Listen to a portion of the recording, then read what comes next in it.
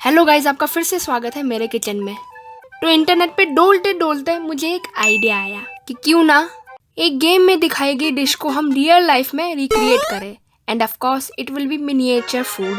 देख पा रहे हो ना, इस लॉकडाउन में मैं कितनी बोर हो चुकी हूँ। एनीवेज, इसके लिए मुझे एक परफेक्ट गेम मिला है जिसका नाम है कुकिंग मामा। अरे यहाँ फादर्स डे हो चुका है, ये अभी तक मदर्स डे पे अटके हैं। तो मैंने ये गेम इसलिए चूज़ किया है क्योंकि इस गेम में बहुत सी रेसिपीज़ हैं जिनको ये Cooking Mama step by step बनाना सिखाती है। तो आज हम इसी की ही एक डिश को, जो कि आज के केस में जापानीज वेजिटेबल करी है, उसे रियल लाइफ में स्टेप बाय स्टेप फॉलो करेंगे। I hope so let's start. लेकिन हम इस स्टेप को वैसे ही इग्नोर करेंगे जैसे मैगी के पैकेट के ऊपर लिखे हुए इंस्ट्रक्शंस को, क्योंकि हमारे पास जो आलू है इसमें ये ऐसे नुकीले स्प्राउट्स बाहर नहीं निकल रहे हैं।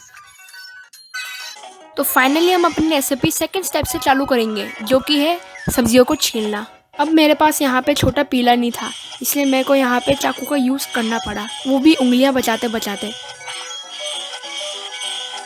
और जब इस आलू की अच्छे से क्लीन शेव हो जाए, अब हम इस गाजर को भी पील कर लेंगे।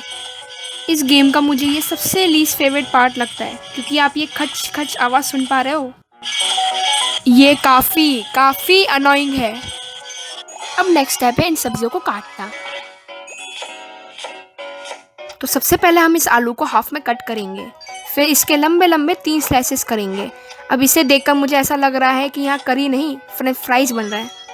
फिर हम कैरेट्स के एंड्स को कट करेंगे, फिर उसे भी हाफ में कट करेंगे, फिर इसे हम स्मॉल पीसेस में कट करेंगे। ये देखो तो सही कैसे काट रहा है। अरे मैं निंजा थोड़ी हूँ क्या जो डिंग डिंग डिंग करके सब जल्दी से काट दूंगी। अब यहाँ बताना जरूरी है कि जो गेम में हो वो रियलिटी में भी हो, ऐसा जरूरी नहीं, क्योंकि उसको यहाँ प्याज काटने में 1 सेकंड नहीं लगा, तो जहाँ मुझे इसे आधा करने में एड़ी चोटी का जोर लग गया। चलो कम से कम मुझे इसे छीलने में इतना एफर्ट नहीं लगा। फिर हम इसके भी लंबे लंबे स्लाइसेस करके इसे बिना गिराए एक बोल में डालेंगे। तो अब हमारा नेक्स्ट स्टेप है इन सब्जियों को स्टर फ्राई करना।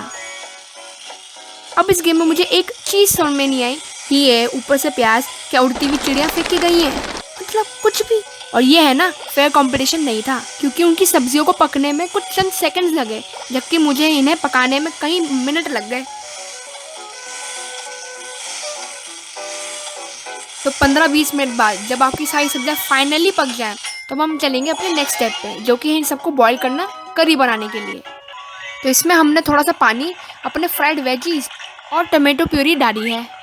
अब इस राउंड में कुकिंग मामा हमको अपने इशारों पे नचाती है, जैसे कि उसने कहा कि इसे सिर्फ एक ही बार मिलाना है, तो हम भी इसे सिर्फ एक ही बार ही मिलाएंगे। और ये आपके सामने 3 ऑप्शन रख के आपसे केबीसी की तरह सवाल भी पूछती है, जिसका सही जवाब देते हुए हमने इसमें नमक डाला है। अब हमें नेक्स्ट इंस्ट्रक्शन मिला है, जो है इस करी को 3 बार मिलाना। और फिर से इसके सवाल का सही जवाब देते हुए हम इस करी में काली मिर्च डालेंगे। काश इतने ही सही जवाब मैंने अपने टेस्ट में दिए होते। अब हमारा नेक्स्ट स्टेप है इस स्टोव की आंच बढ़ाना, जो कि हम अनफॉर्चुनेटली नहीं कर सकते। देखो मेरा स्टोव भी इस चीज़ को लेकर दुखी है। फिर हम वापस इस करी को सिर्फ एक बार ही मिलाएंगे, और फिर हम इसमें करी रू डालेंगे, एक मेन इंग्रेडिएंट जो जापानीज करी को इंडियन करी से अलग बनाती है। और फिर हम स्टोव की आंच कम करेंगे, फिर हम इसे अलग अलग 3 बार मिलाएंगे, क्योंकि एक साथ 3 बार मिलाने में क्या पता पूरी डिश ही खराब हो जाए। और इसी के साथ हमारी जापानीज करी बन चुकी है। अब हमारा नेक्स्ट स्टेप है इस करी को सर्व करना। अब हम इस करी को कुक्ड राइस के साथ सर्व करेंगे, लेकिन सिर्फ एक बार। गेम की तरह 5 बार सर्व करना, वो भी परफेक्ट अमाउंट और टाइम लिमिट में, ऐसा कुछ करने की हमें कोई ज़रूरत नहीं है। और मुझे नहीं पता था कि कुकिंग मामा की इतनी ज़्यादा एपेटाइट है। तो इसी के साथ आज की हमारी रेसिपी समाप्त होती है। तो मैं अगर पूरी रेसिपी की समरी बताऊं, तो मैंने फुल 100 आउट ऑफ 100 स्कोर किया है फर्स्ट लेवल में। और अगर मैं गेम की बात करूं तो ये इतनी भी इजी नहीं थी जितना मैंने सोचा था। और इसे मैं अपनी जापानीज करी से कंपेयर करूं तो मेरी ज़्यादा ब्राइट दिख रही है। अब चलो इसका टेस्ट भी कर लेते हैं।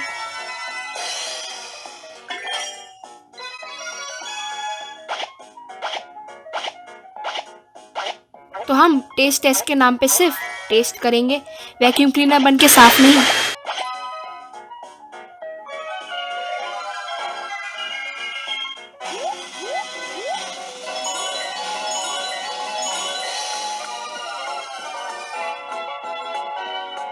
तो चलो मैं भी इस डिश को रेटिंग दे ही देती हूँ।